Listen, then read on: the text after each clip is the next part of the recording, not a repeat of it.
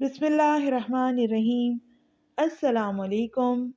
میں ہوں موسیٰ اور آپ دیکھ رہے ہیں Isra express YouTube and Facebook channel. آج کا عنوان ہے حجاب۔ تم نے کہا کہ یہ 1.5 گز کا کپڑے کا ٹکڑا حجاب ہے۔ اچھا یہ بتاؤ، تم کیک بہت اچھا بناتی ہو، کبھی اسے بیک کر کے کھلا چھوڑ کے دیکھنا کہ کس قدر مکھیوں کا جمگٹا اس پر چمٹا ہوگا۔ قصور کس کا ہوگا، تمہارا یا ان مکھیوں کا؟ ان کا تو کام ہی یہی ہے، اس لیے قصور بھی تمہارا ہوا نا۔ تمہیں اسے ڈھانپ کے رکھنا چاہیے تھا، نہ کہ اب مکھیوں سے جھگڑنا شروع کر دو۔ بس ایسے ہی اگر ہم بیہودہ فیشن زدہ لباس میں ملبوس باہر نکلیں تو ہم کسی کی نگاہوں پر پابندی لگانے کے مجاز نہیں ہیں کہ کسی نے ہمیں کس نگاہ سے کیوں دیکھا۔ پھر آپ نے خود کو پبلک کے لیے اوپن کر دیا، اب ان کی حرکتوں پر چیخ و پکار کیسی؟ اچھا یہ بتاؤ، کبھی تم نے آرٹیفیشل جیولری کو دیکھا ہے جو ہر دکان پر بالکل سامنے ہی پڑی ہوتی ہے؟ جس نے نہیں بھی خریدنی ہوتی وہ بھی چھوتا جاتا ہے، بس یوں ہی گزرتے گزرتے، اس لیے کہ وہ سامنے ہی پڑی ہوتی ہے، ہر ایک کی پہنچ میں ہوتی ہے۔ مگر کیا کبھی گولڈ اور ڈائمنڈ کی شاپ پر دیکھا ہے کہ ہر ایک جا کر وہاں سے کچھ اٹھا لے، کسی چیز کو چھو لے؟ ایسا کیا ممکن ہے؟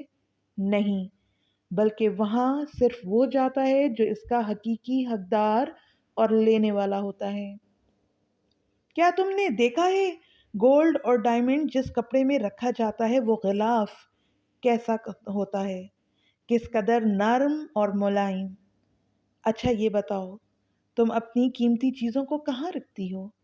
کیا تم انہیں سنبھال کر کسی محفوظ جگہ میں نہیں رکھتی؟ اسی لیے نہ کہ تاکہ باہر کی گرد و غبار انہیں میلا نہ کر دے۔ مگر بات صرف 1.5 گز کے حجاب یا 4 گز کے عبایا کے اس ٹکڑے کی نہیں، بات تو اس محبت کی ہے جو تمہارے رب کو تم سے ہے، بات تو اس فکر کی ہے جو وہ پیارا رب تمہارے لیے کرتا ہے، اور اسی وجہ سے اس نے اس حجاب کو تمہارے لیے چنا، اور بات تو اس احسان کی ہے جو اس عظمتوں والے رب نے تم پر کیا اور تمہیں ایک محفوظ حصار عطا کر دیا، اور اس کی محبتوں کا ذرا سا تصور اس کی اس ایک بات سے لگاؤ کہ وہ یہ نہیں کہتا کہ تم قید ہو جاؤ، بلکہ وہ تو کہتا ہے کہ میں نے اس حجاب کو تمہاری پہچان بنا دیا ہے، اب لوگ تمہیں دور سے پہچان لیا کریں گے اور پھر تم ستائی نہیں جاؤ گی۔ کیا تمہیں نہیں لگتا اس ایک آیت سے کہ جیسے اس محبتوں والے رب نے تمہیں اپنے ہاتھوں کے پیچھے چھپا لیا ہو کہ اب کوئی اس کی جانب دیکھنا بھی چاہے تو کامیاب نہیں ہو سکتا؟ کیا تمہیں نہیں لگتا کہ اس نے تمہیں اس دنیا کی سب سے قیمتی شے بنا دیا ہے، اتنی قیمتی جس تک ہر ایک کی پہنچ نہیں، جس کا اصل حقدار ہی صرف اس تک رسائی حاصل کر سکتا ہے؟